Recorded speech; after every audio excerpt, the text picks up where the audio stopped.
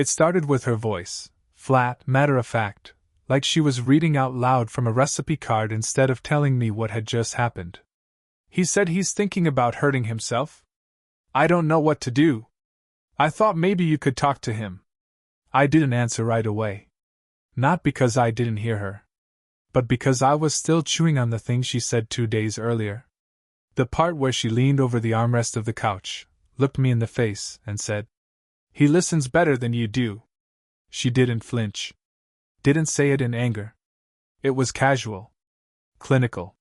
Like an observation about the weather. And now, she wanted me to save him. I should have hung up. I should have said no. I should have reminded her that it wasn't my job to carry the weight of a man who'd clearly crossed lines, who she'd let too close, too fast, too carelessly. But I didn't. Because part of me still wanted to be her hero. Even after everything she said. Everything she chose. And maybe, deep down, part of me wanted to know what kind of man he was, the one she chose to confide in instead of me. Let me back up. Things between us weren't perfect, but they weren't broken either. At least not at first. We argued, sure. Who doesn't? But we laughed too. We had our routines. Sunday morning coffee. Grocery runs that always ended in impulse buys. Arguments about who forgot to unplug the straightener. She said she loved me. Enough times for me to believe it. But then she started talking about this new guy from work. Jared. Quiet. Soft-spoken. Always asked how she was doing. Always seemed to say the right thing. I didn't think much of it at first. I trusted her. Until she started quoting him in arguments. Jared says communication is about emotional safety. Or, Jared said something interesting today. He thinks people who avoid conflict are actually the most afraid. At first I thought, fine. She's got a friend. Someone who listens. Maybe I should listen better. So I tried. I asked more questions. Put my phone down. Made eye contact when she talked. She didn't seem to notice.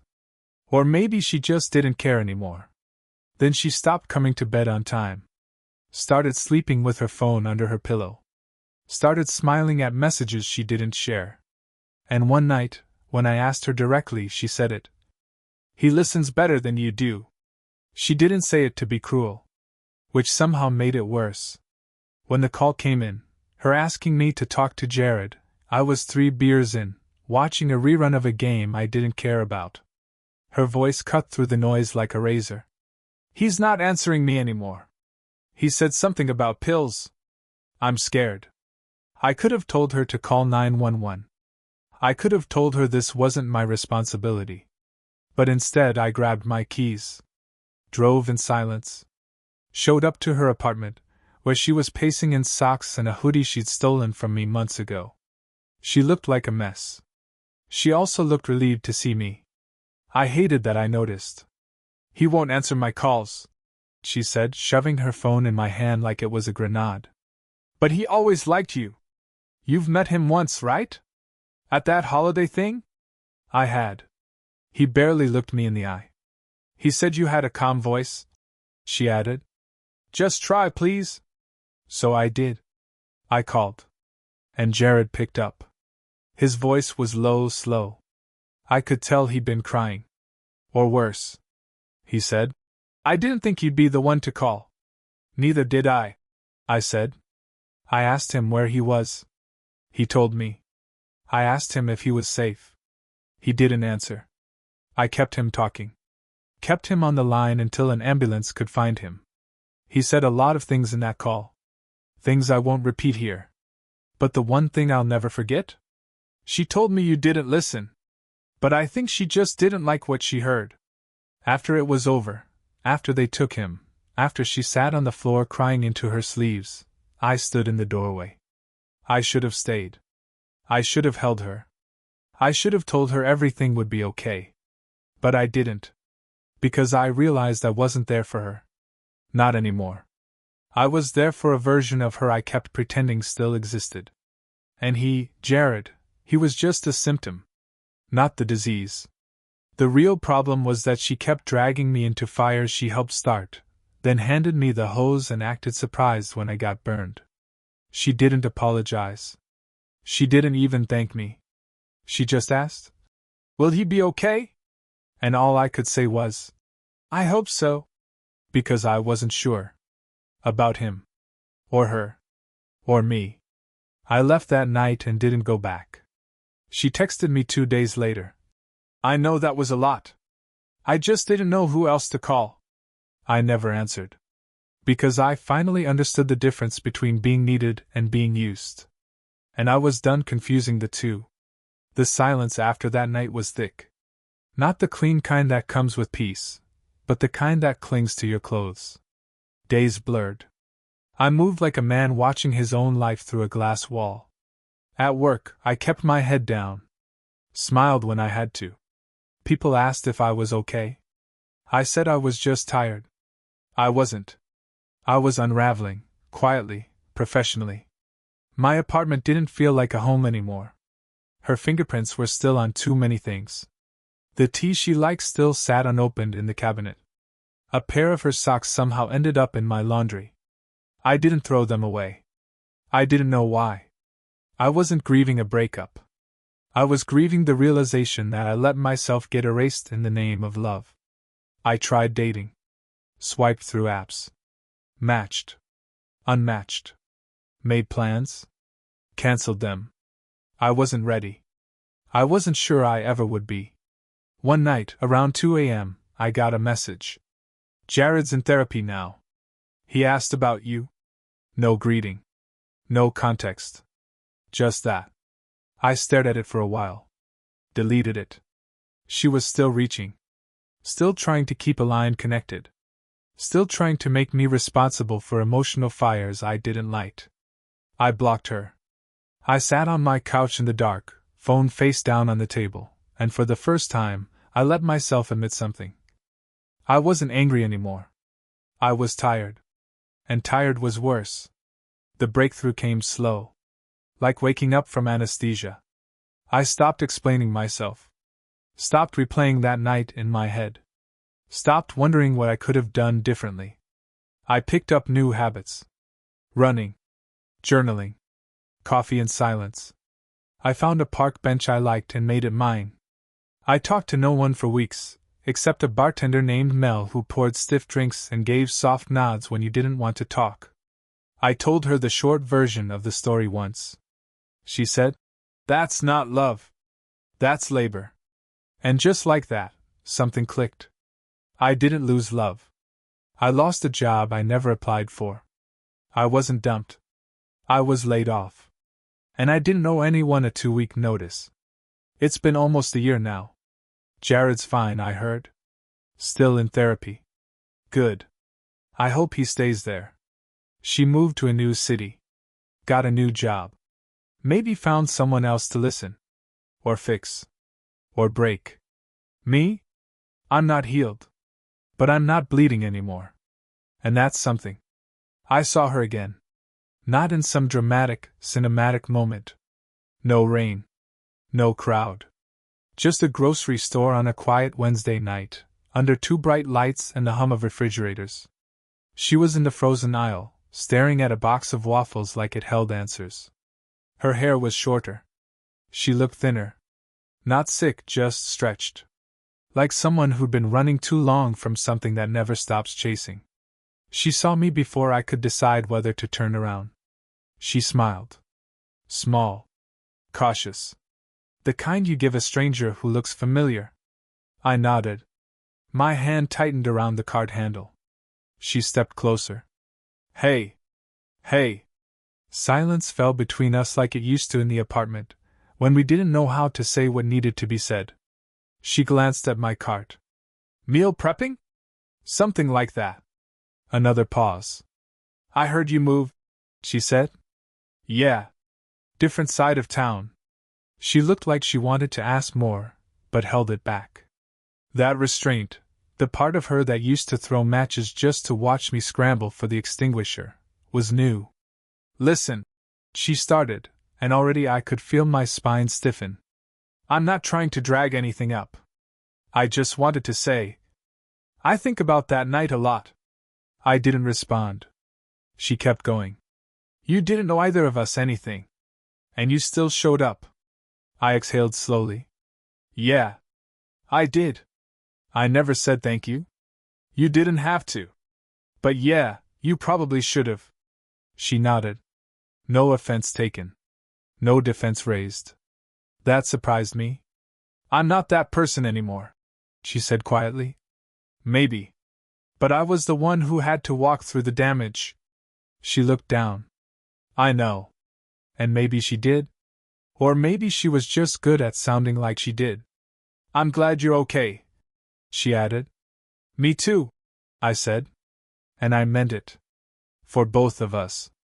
Then I walked away. No hug. No dramatic farewell. Just distance. The clean kind this time. There's a peace in not needing closure. In realizing that not every wound needs to be reopened and sterilized. Some just need to scar over and be left alone. I'm not bitter. That part of me died in the silence that followed her last text. I'm not in love. That part of me left the night I realized I was only ever the safety net.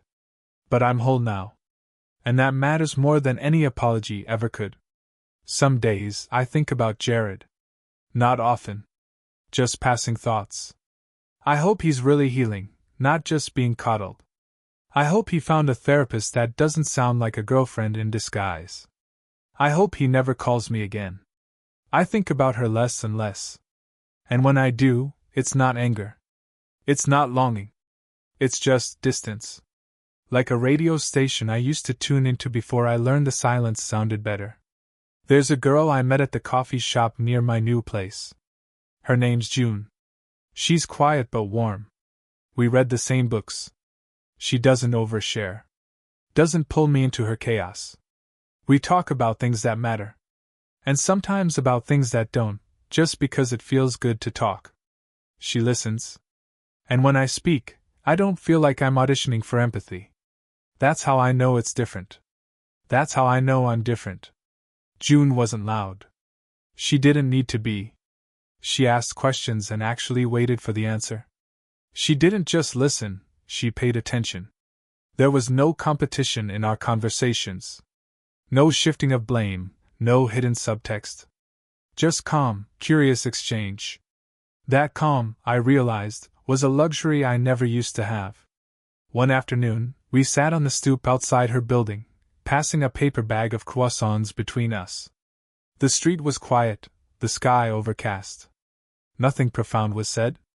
And yet I felt more understood in that silence than I had in months of explaining myself to someone who had already made up their mind. She looked over and said, "You zone out a lot. Like something's chasing you." I didn't lie. Sometimes it is. She didn't press. Just passed me the last piece of croissant like it was a peace treaty. I started writing again. Not professionally. Not publicly. Just notes to myself. Bits of memory I didn't want to carry around anymore. Like clutter I'd finally gotten tired of tripping over. One entry read, "Love isn't supposed to feel like a war where the only medals are the ones you earn for surviving." Another, "If someone loves the broken version of you, but not the healing one, they were never really in love. They were just addicted to control." I didn't share those with anyone. But it helped. Seeing it. Naming it. Owning it. One night, June fell asleep on my couch. Her head on my shoulder, her breath slow, even. A movie played quietly in the background, something old and black and white. I didn't care what it was. I didn't want to move. Not because I was scared she'd wake up. But because, for once, I wasn't scared at all. I wasn't walking on eggshells. I wasn't overanalyzing every word. I wasn't wondering if something I said would come back around the next day, twisted and weaponized. I was safe. And safety, I learned, is the kind of love that doesn't scream to be noticed. It just shows up. Quiet. Steady. Real. I haven't spoken to her, the ex, since that grocery store moment. And I won't. Not because I hate her. Not because I'm trying to be petty or prove something. But because I don't need to. What needed to be said was said. What needed to break broke. What needed to end ended. Everything else is just noise. And I've finally learned how to mute it. I used to think healing would feel loud. Like fireworks going off in my chest. Some grand declaration of independence from the past. Some switch flipped. A curtain pulled back. Something obvious. But what I've learned is, it's quieter than that. It's not a roar. It's a breath. A deep one. One you didn't realize you'd been holding for years. Healing is not erasing. It's integrating. It's saying, yes, that happened. It changed me. But it doesn't define me. Not anymore. I still flinch at certain tones. Certain silences. Sometimes I wake up and expect a fight to be waiting in the kitchen. But there's only coffee. Only June humming to herself while feeding the cat. And that's enough. I don't need grand gestures now. I don't chase proof. I don't measure love in apologies or the absence of pain. I measure it in stillness. In how safe I feel being exactly who I am, without explanation or defense. With June, there's no scoreboard. No unspoken debt. Just a shared life, built one patient conversation at a time. I tell her things I used to keep buried. She doesn't try to fix me. She just listens. Not to respond, but to understand. She once told me, "The right person won't make you earn peace. They'll bring it with them." And that stuck with me. Because I know now, love that demands suffering to prove itself is not love. It's performance. It's theater. Real love is boring sometimes. In the best way. The past still lives somewhere in me. It always will. But it's no longer the narrator. Just a character in the background. A lesson, not a loop. I don't hate her. I don't love her either. She was a season. One I survived. One that stripped me down and made space for growth. And growth looks like this. A quiet Sunday morning. A mug of coffee. June's head resting on my chest. No words needed. Nothing broken to fix. No emotional fire drills. Just two people, choosing peace. Every single day. Every now and then, I get asked what changed me. People phrase it different ways. You seem more grounded. You used to be quicker to crack jokes. What happened? You're quieter now, but in control. And I usually smile, say something vague. Something easy. But the truth? What changed me wasn't one big thing. It was 1,000 quiet letdowns I didn't speak up about, until one day I did. It was years of loving someone who always made me feel like a backup plan with a decent resume. It was watching the person I trusted make me feel invisible in the same room we built a life in. And it was realizing that staying, being this strong one, doesn't make you noble. It just makes you the last one to leave the burning building. Peace isn't something I searched for anymore. That was part of the change too. I stopped chasing things. Closure. Explanations. Recognition. Instead, I just started noticing. The way June rubs her thumb over the rim of her mug when she's deep in thought. The way I don't tense up anymore when I hear my phone buzz. The way I now speak without pre-editing my words out of fear they'll be used against me later. Noticing these things was how I knew I wasn't just surviving anymore. I was living. I don't know where she is now. And if I'm being honest, I don't care. Not from a place of bitterness. But from a place of being truly, deeply done. I don't replay the fights. I don't reimagine the conversations with better comebacks. There's no highlight reel of regret. Just a quiet distance I don't need to cross anymore. I never needed to win. I just needed to walk away with myself intact. And I did. Sometimes, June catches me staring off. She always asks, "Where'd you go just now?" And I always tell her the truth. Back to the past. Just for a second. Just to remember how far I've come. Because it's not about erasing where you've been. It's about never letting it decide where you're going. And I like where I'm going now.